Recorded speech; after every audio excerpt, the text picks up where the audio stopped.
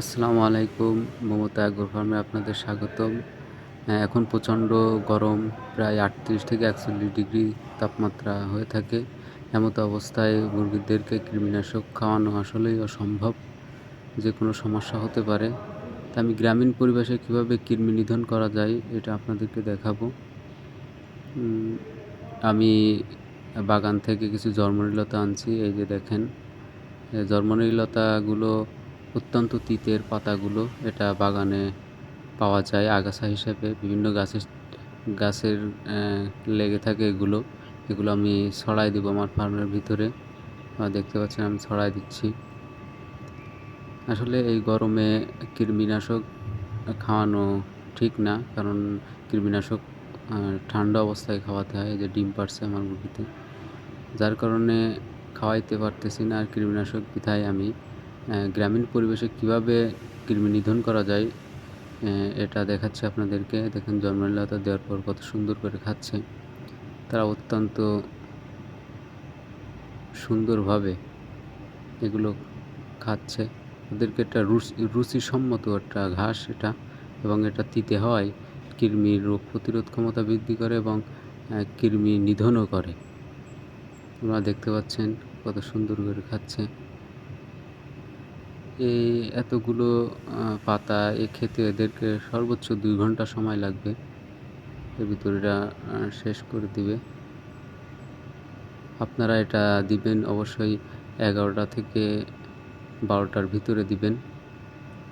আপনারা চাইলে এভাবে কৃমি নিধন করতে পারেন, কারণ এখন এই গরমে, প্রচণ্ড গরমে আপনারা কৃমি ওষুধ খাওয়াবেন না। সকালে প্রায় ৩৬ ডিগ্রি তাপমাত্রা থাকে। এত তাপমাত্রার ভিতরে কৃমিনাশক খাওয়াইলে মুরগির সাইড ইফেক্ট বেশি পড়তে পারে, যার কারণে প্রাকৃতিক যে চিকিৎসা আছে সেটা আপনাদেরকে চালায় যেতে হবে মুরগিগুলো সুস্থ রাখার জন্য। তাই আমি এই পন্থা অবলম্বন করি এবং এটা খাওয়াই। প্রায় ১ সপ্তাহ ১৫ দিন পর আমি এগুলো খাওয়াই। আপনারা দেখতে পাচ্ছেন সকলেই খাচ্ছে।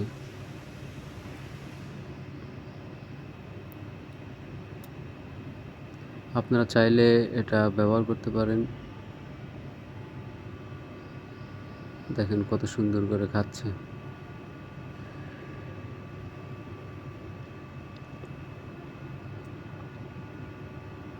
এটা অত্যন্ত সহজলভ্য। এটা বাড়ির আঙ্গিনায় আগাছা হিসেবে থাকে। এটা আমাদের গ্রামের ভাষায় বলে জর্মনি লতা। এর পাতা অত্যন্ত তিতে। এর পাতা তেতো হওয়ায় এগুলো কৃমির জন্য বেশ উপকারী, হাঁস মুরগির জন্য। দেখেন খুব সুন্দর করে খাচ্ছে এরা। আমি সাজেস্ট করব আপনাদেরকে গ্রামীণ পরিবেশে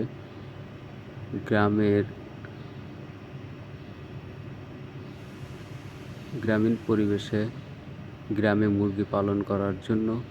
যারা বেকার আছেন আপনারা অল্প কিছুতে শুরু করুন, অবশ্যই ফলাফল আসবে ইনশাআল্লাহ।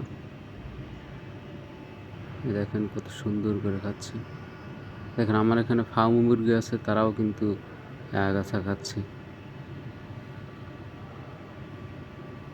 এবং আমার ভিডিওয় অবশ্যই লাইক দেবেন, শেয়ার করবেন, এবং নতুন ভিডিও আমি আপনাদেরকে দেখাবো এবং শেয়ার করব।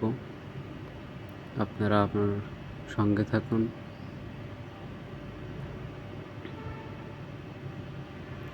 এটা হচ্ছে একদম সম্পূর্ণ প্রাকৃতিক উপায়ে কৃমি নিধন।